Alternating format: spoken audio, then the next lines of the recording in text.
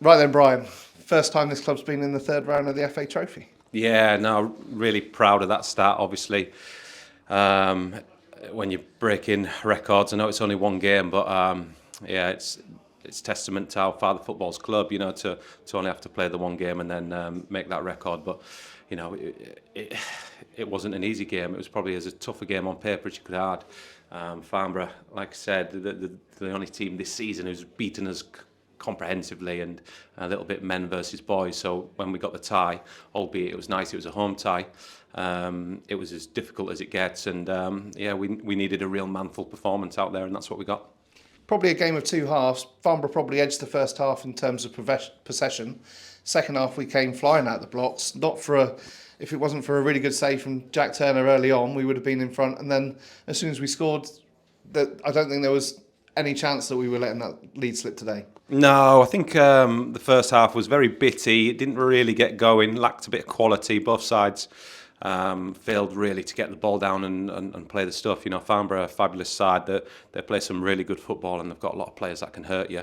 But yeah, second half, we've had a really tough week in terms of the intensity and working on the fitness side of it. And I thought that showed in the second half. I thought we came on strong in the second half and finished the game really well, albeit they were down to 10 men. I still thought we were on top before that. Noah Coppin getting his first from some good work from Craig Fasamade. And then Callum Watts with a howitzer for the second. Before Noah wraps it up, back on penalty duties. Yeah, no, a little bit of a kick up the arse for the front boys because I don't think they've been good enough this season. The general play hasn't been to the level that I know they're capable of. So we made a real point that it's got to stick. They've got to look after it and bring the others into the game. And I thought each player up the top end of the pitch was outstanding. But, special mention to Ronan. He's been out the team for a while and he came in and he was fantastic. His work rate this week and today was phenomenal, and he gave us a real platform. And Noah as well. We had an honest chat with Noah and said he's got to raise his standards. They've got to get back to the levels that they were last season. And you saw that out there when he came on. I thought he was phenomenal. A proper thorn in.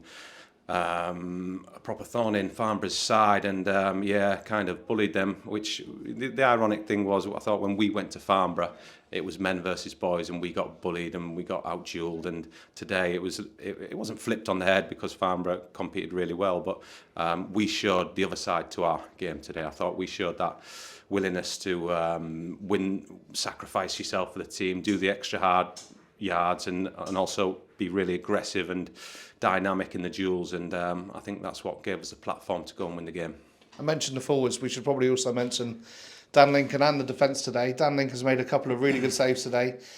Canis Carroll's headed the ball on the floor to prevent an attack. It's bodies on the line at times. No, it was always going to be that, Farnborough, a top-class team, they're up at the top of our division for a reason, so they were always going to create opportunities. And Links, obviously, we brought him in because he's a proven winner at the level, and he showed that today. There was no moments where you're looking vulnerable. He did everything that he had to do and more. He made some fantastic saves and just looked so assured and calm back there. And also the back lads, credit to them as well, putting the bodies on the line like you mentioned there, Canis and obviously George and Summy and so just can go right through the team. Everyone putting a real shift for each other, and if you put in a real shift, and the quality usually shows through, and we've got a lot of quality within the team, and I'm just delighted for the lads and the chairman and everyone connected with the football club that we can make history and take the football club to the stage that they've never been at, and hopefully we get not another nice draw, that wasn't a nice draw, but hopefully we get a plum draw and we go again. What would you like from the draw, other than a plum draw? Another home tie, preferably? Yeah, absolutely. I think the home tie is like the first box you tick. I think we're a fantastic team in front of our punters. You can see how the cheer is on and rally is on, and if we can have another home tie, that'd be great. But we don't want to get ahead of ourselves, but we've had a few bad results of late, but the performances, like the Torquay game, have been really high. We've just probably been on the wrong side of a little bit of bad luck, so I'm delighted for the group that they've got the just desserts today, and hopefully we can build on this. Just a quick mention, brought Cameron Cox in from Boreham Wood on loan. Obviously, Jordan Thomas disappearing back to Yeovil before going to Torquay. Fairly like for like swap with loanees coming in there? Yeah, no, it's we were disappointed to lose JT. I thought he was a player that it was fantastic for us. We had a deal agreed with Yeovil that he stays with them for the weekend because they were light on bodies, and then he was due to come back to us. But unfortunately, that fell through, and Torquay took him.